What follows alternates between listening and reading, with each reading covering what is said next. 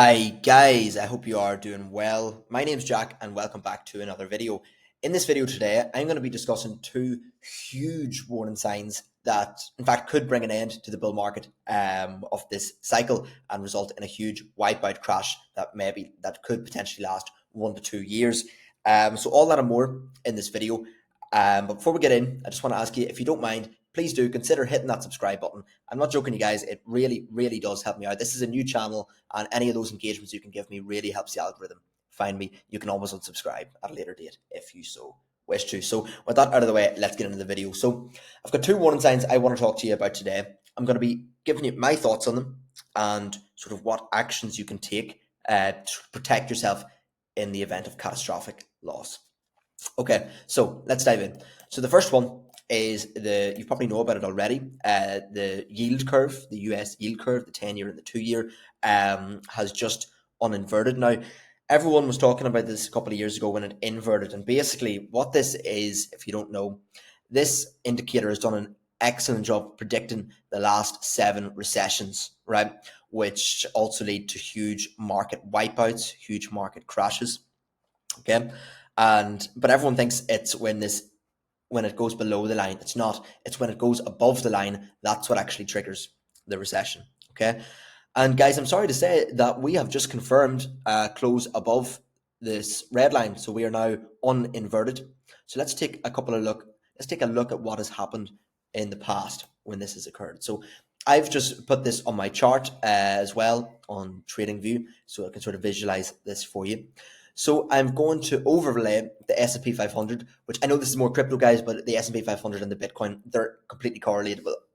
They generally follow the same trends. If the S&P drops, Bitcoin drops too. So I've marked the zero line on the chart here with this line, and I've marked the prior 3 examples of when the yield curve uninverted.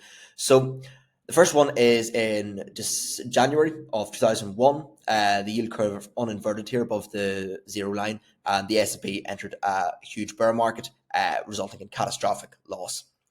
The second one was in 2007. I'm sure you'll all remember this. The yield curve uninverted and marked the local top on the S&P 500, a major top on the S&P 500, and a huge wipeout recession followed, resulting in catastrophic loss.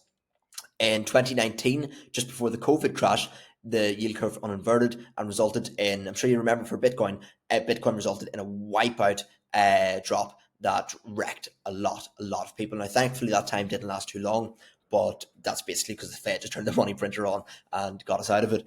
And guys, if we look closely, right, this has just happened, right? This has just occurred. So just please do be aware of that. It doesn't have to drop immediately, but this is a major warning sign to be paying attention to, because you do not want to get caught up in one of these macro bear markets, right? They're awful. They're terrible, right? So that's the first one. The second one is one you probably won't have heard of before. This is an indicator that I've sort of made myself on the charts. So basically what I've done, I found the Russell index, the RTY, the Russell 2000, which Bitcoin is very closely correlated to. I took that index and I divided it by the money supply, so RTY divided by M2, to give us this custom chart here. And what this is it gives me a different view of sort of these macro market cycles, because what you can see here, the Russell, when divided by the money supply, has in fact been like an oscillator, marking the local highs, the local bottoms, the macro bottoms, and the macro tops. So let's just walk you through it here now. So when it gets, basically when the RTY divided by M2 gets to this yellow zone at the top here, that marks the market cycle top, both for Bitcoin and the stock market. So let's just take a look here at the last time we were here. November 2021, I'm sure you all remember, it marked the market cycle top for Bitcoin, and a terrible bear market followed. Time before that was sort of March, May of 2021, again marked that huge summer crash of more than 50%. If we look before that, 2018, you all remember the crypto bear market of 2018 was awful. If we go back before that, then the last time was 2007, just before the 2008 recession crash, which was terrible. And again, the last time before that, the year 2000, resulted in the 2001 dot-com bubble crash. So guys, we are very close to the zone right now. We have not just hit it, but I mean, like, we were, 2% away from it?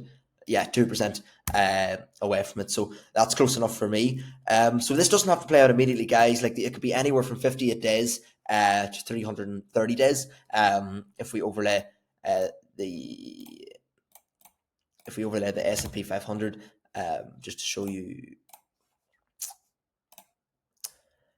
Yeah, so the time it takes since hitting the zone for the actual drop to occur, if you can see here, I've got it mapped out. It could be anywhere from 58 to 334 days, right? So what can you do with this information now that you know it? Well, the first thing I'm going to say, guys, is that the overall market, right, price action does lead the way. And let me just clear up this chart for you. Price action does lead the way, and Bitcoin is currently in an uptrend, right? It is in a bull market, and it hasn't really shown any signs of reversing that yet.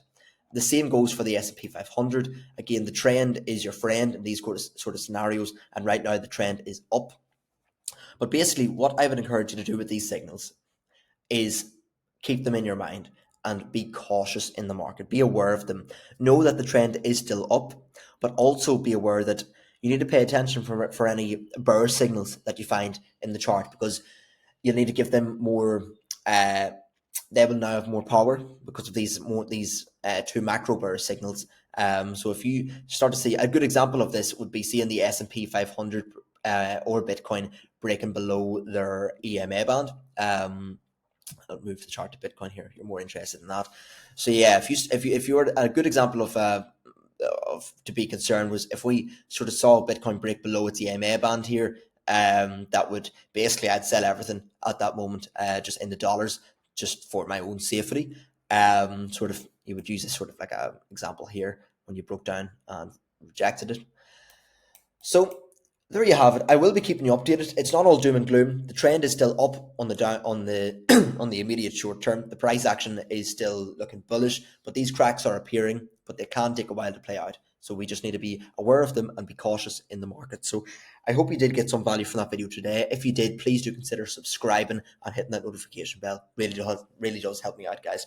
All right, I'm going to leave the video there. I'll speak to you in the next one. Bye bye.